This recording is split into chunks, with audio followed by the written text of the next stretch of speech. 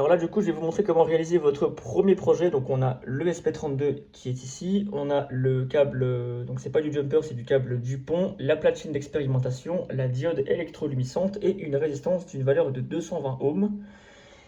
Et plein d'autres câbles ici que nous n'allons pas utiliser. D'ailleurs, là, on a déjà tout pris. Donc, le Dupont, le jumper, d'autres diodes électroluminescentes, des résistances et des condensateurs qu'on n'en aura pas besoin. Et une pile qui, je peux la dégager. Elle n'est même pas adaptée d'ailleurs. Je ne sais même pas ce que ça fout là.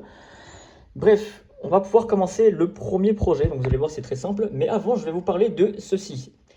Ça, c'est un ESP32 et je vais vous en parler un petit peu plus. Donc, voici le ESP32 à double cœur. Pourquoi? Parce que tout simplement, on a un cœur pour gérer les fonctionnalités Bluetooth et Wi-Fi et une autre pour le processeur directement.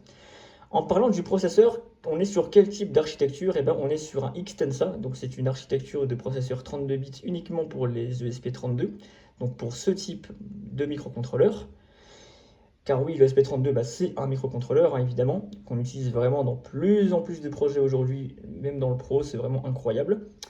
Et son système d'exploitation, eh bien, c'est du FreeRTOS. Donc ça, c'est le système d'exploitation basé sur une architecture Xtensa 32 bits. Voilà, tout simplement. Et donc, bon, là, c'est pas un truc hyper récent, puisqu'on est sur un micro USB pour pouvoir le connecter, et on a des pins qui est très important, puisqu'on va devoir les utiliser. Donc cet ESP32 là, on aura pas mal de projets à faire. Je vous mettrai le lien dans la description de où je l'ai acheté. J'ai un bon fournisseur, un peu galère, mais si vous faites les choses correctement, c'est un bon fournisseur. Voilà, je l'ai payé pour le prix de 10 euros, j'en ai même payé 2. Donc voilà, 2 au cas où si j'en crame un, parce que voilà, on sait jamais. Donc on va pouvoir directement faire le branchement sur platine d'expérimentation. Donc comme je vous ai déjà montré sur le simulateur, ici on place l'anode et ici on va placer la cathode ici. Donc on va bien le brancher ici. Donc moi je vais faire un espace hop comme ça. Donc on va bien le mettre comme ça. Et voilà. Donc là on a le plus, l'anode et la cathode qui est le moins. Le courant rentre par le plus et il sort par le moins. Mais attention, si on met directement du courant, on va cramer tout simplement la LED, parce que si le courant est trop fort, ça crame. Donc qu'est-ce qu'on fait pour limiter le passage du courant et s'opposer au passage d'un courant électrique? Qu'est-ce qu'on fait? On met une résistance. Donc la résistance de 220 ohms, c'est largement suffisant. Je place ici, donc par exemple sur le pin, donc sur celui-ci. Puis le deuxième, je vais le mettre par exemple ici, peu importe, ça n'a aucune importance. Je peux le mettre où je veux, il n'y a aucune importance là-dessus. Regardez, je vais bien le rentrer. Voilà, je vais bien le rentrer. Vous avez vu? Je suis pas obligé de le mettre sur la même ligne parce que en fait les deux sont pas interconnectés, donc ça n'a aucune différence. La seule différence, c'est que si je veux alimenter en courant, il faudra être sur la même ligne ici et pas celle-là. Là, il est sur la même ligne parce que le courant va passer comme ça en gros. D'ailleurs, si je mets mon doigt ici, vous allez voir, ça va faire de la lumière, mais je ne prendrai pas de coup de jus parce que c'est du 3 volts. Hein, je ne risque pas de me faire mal avec ça. Donc voilà.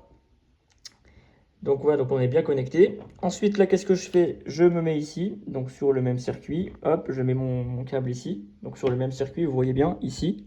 Hop, je le mets là. Hop là, je le mets là. Tac. Et voilà. Et maintenant, comment on fait pour alimenter en courant? Eh bien, vous allez voir, c'est assez important. D'ailleurs, il nous manque un câble Dupont, parce qu'il nous faut également nous connecter la sortie. Donc, il nous manque un câble Dupont. On va le prendre, il est juste là. C'est un petit câble blanc. Voilà, bon, les couleurs, j'aurais pu faire un effort, mais je ne l'ai pas fait. On va le mettre sur le moins, ici. Donc là, on a mis l'arrivée avec le plus et la sortie avec le moins qu'on va mettre ici. Alors, le moins, il va directement être connecté à un pin qu'on va mettre ici. Donc là, on aura plusieurs pins comme on peut le constater. Donc nous, on aura une arrivée ici en 3 volts. Et la sortie, on va la faire sur un pin, par exemple, sur le dessus, sur un D13, par exemple, directement ici. Donc je fais une pause et c'est parti. Donc pour les mettre, en fait, vous avez juste les bouts à emboîter ici avec ça. Vous allez voir, c'est super simple. Donc je fais une pause et j'arrive. Et donc voilà, je reprends la vidéo, donc voilà comment c'est connecté. Donc je vous fais un petit récap parce que là vous allez peut-être vous y perdre. Le câble marron que vous voyez ici, c'est le plus. Et le plus, il est en alimentation 3 volts. Et là, on a la sortie avec le moins. Le moins, il est connecté ici.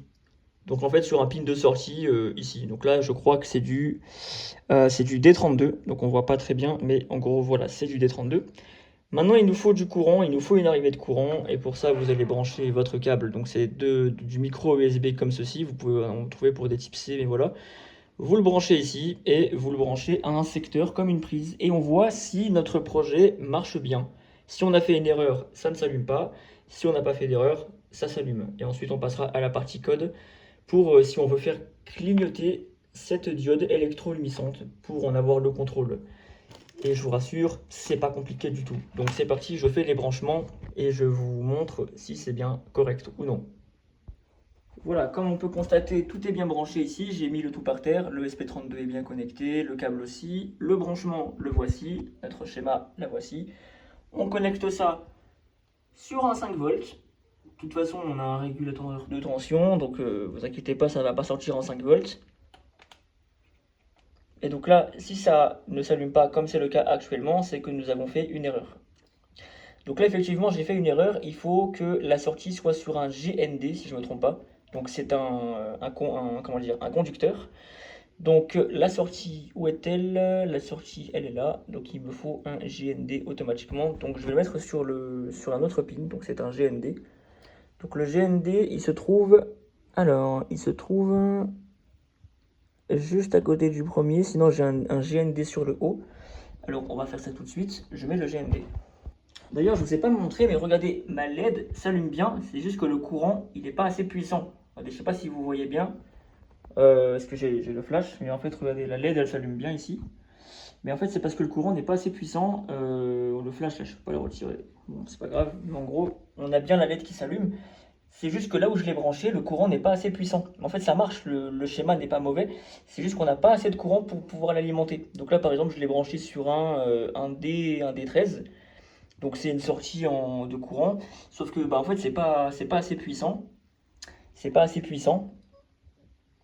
Donc qu'est-ce qu'on va faire? On va remettre sur une autre sortie pour que ça puisse bien communiquer là-dessus. On va le mettre sur, comme je vous avais dit, sur un GND. Donc le GND, il est juste à côté. Donc attendez, c'est bien le D13. Ouais. Donc je vais le mettre sur un GND. Attendez, ne bougez pas. Donc, le GND, c'est le deuxième. Hop. Et là, directement, dès que je le mets sur le GND, là, ici, le GND, c'est un conducteur. Voilà, dès que je le mets sur le GND, nous pouvons constater que la LED s'allume très bien. Alors, je ne sais pas si on voit bien avec le flash. Normalement, oui. Vous voyez, ma LED s'allume bien. Donc, j'ai une entrée en 3 volts et une sortie avec un GND. Les autres sorties, en fait, c'est pas une erreur, c'est juste qu'elles sont pas assez puissantes. Et il nous faut un conducteur. J'avais oublié de vous préciser, c'est pour ça que ça marchait pas très bien. Ça marche quand même, mais si on veut vraiment exploiter le 100% du 3 volts, il nous faut un conducteur, c'est important. Sinon, ça marche pas trop. Voilà, bon, ça marche, mais sans plus. Alors que là, bah, vous avez vu, ça marche directement. Donc voilà, c'est ce que je voulais vous montrer. Donc ça fonctionne très bien. Je vais essayer de vous faire une prise dans le noir, mais bon, concrètement, on a réussi le projet, on peut passer au prochain. Donc voilà, tout simplement.